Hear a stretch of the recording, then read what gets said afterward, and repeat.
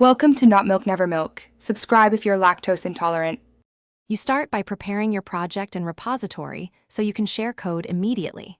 Create or open the project, then run Git init if it's new, or Git clone to copy an existing repo. Stage changed files with Git add, and commit with a clear message so others understand intent.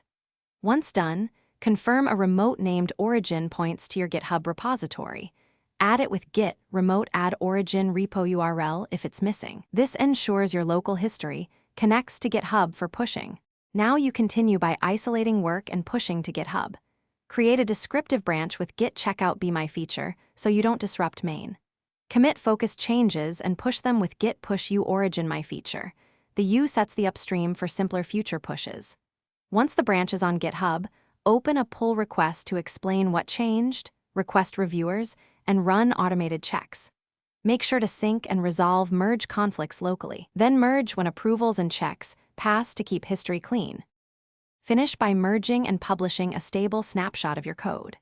After the pull request is approved, merge to main and pull the latest main locally to ensure you have the final state.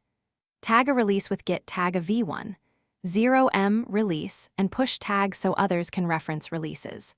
If something goes wrong, first run git status to see local state, git fetch and git pull to sync, and verify origin with git remote v. These steps solve most push or merge issues quickly, so you can continue sharing confidently. Thanks for watching. If this was helpful, leave a like and consider subscribing. See you next time.